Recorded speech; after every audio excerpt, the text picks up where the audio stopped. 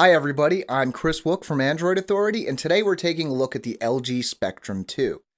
Now, recently LG's been getting into the higher end range of the smartphone market with its Optimus G and the Google Nexus 4, but for a long time its bread and butter was mid-range smartphones just like this one, and this is actually pretty solid. When I first heard that I was going to be taking a look at the LG Spectrum 2, I wasn't all that excited, but it's a surprisingly solid device. I'm actually enjoyed my time with it quite a bit. I'm sure you guys might want to know why, so let's get started with the review. The LG Spectrum 2 runs a 1.5 GHz dual-core Qualcomm Snapdragon S4 Crate processor and has 1 GB of RAM and 16 GB of internal storage. The 4.7-inch 720p HD screen has a resolution of 1280 by 720 pixels, and like most other phones on the market, it's protected by Corning Gorilla Glass. The specs are rounded out by 8 and 1.3 megapixel rear and front cameras respectively, and a 2,150 mAh battery. The build quality is very solid. While the Spectrum 2 isn't exactly heavy, it doesn't feel cheap or overly light like a lot of devices in this price range will. The few hardware buttons have nice action to them without feeling spongy or stiff.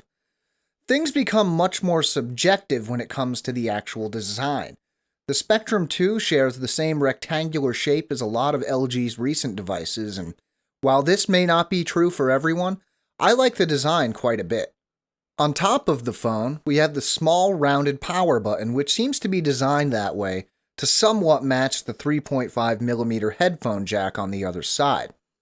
The left side features the only other two hardware buttons, the volume up and down buttons, and further down we have the micro USB slot. On the back we have the 8 megapixel rear camera and flash, and the LG branding. Further down we have the speaker and 4G LTE logo. If you take off the cover you'll find the battery, SIM card, and micro SD slot. Finally, on the front of the device, we have the Verizon branding and 1.3 megapixel front-facing camera. Just under the LG logo, we have 4 capacitive buttons. From left to right, they are Back, Home, Recent Apps, and the Settings button. While it's fairly easy to pull up the recent apps list anyway, I found myself using this button more often than I thought I would. The display on the LG Spectrum 2 is easily one of the most impressive features of the phone. While it isn't a fancy new 1080p screen, images are sharp, colors are vivid, and while the 4.7-inch screen may make the phone a bit large for some people, 720p video looks great on a screen this size. As I mentioned at the top of the review, I wasn't really expecting too much out of the LG Spectrum 2 when it comes to raw performance, but the phone actually performs surprisingly well. A lot of people, myself included, see a dual-core processor and only 1 GB of RAM and think, well yeah, those specs would be great 2 years ago. But in use, the LG Spectrum 2 is quick and responsive. Scrolling through home screens is smooth, apps launch quickly, and the included games play very well without any frame rate hitches or hiccups. The LG Spectrum 2 runs Android 4.0 Ice Cream Sandwich. We'd rather see Jelly Bean, of course, but with so many phones still launching with Ice Cream Sandwich, we're not really too surprised about this one. The interface is skinned over with an LG launcher, but luckily it doesn't seem to negatively impact performance, and it does have one bonus in that it's themable. This turns out to be very handy because the standard theme's background and color choices make it kind of hard to see. Switching to any of the other included themes improves usability big time. The usual suite of Google apps is included, of course, as are a slew of other apps that you may or may not find useful. It seems like LG might have a deal going with Amazon because the Amazon, Kindle, Amazon MP3 apps, as well as the Amazon Audible are all included. Demo versions of a few games, some Verizon apps, and LG's Video Wiz round out the included software. The camera is a standard smartphone camera. Quality is fairly good, and for most people it's enough to be able to replace a point and shoot, but pictures taken aren't going to blow you away. There are a few interesting features, namely an addition from LG that allows you to say cheese to take a photo. This is handy for getting yourself in a group shot or for self-portrait photos, especially since the Spectrum 2 doesn't have a hardware camera button. The LG Spectrum 2 is capable of capturing 1080p video, and it's better in this regard than a lot of its mid-range competitors because the video captured is actually usable.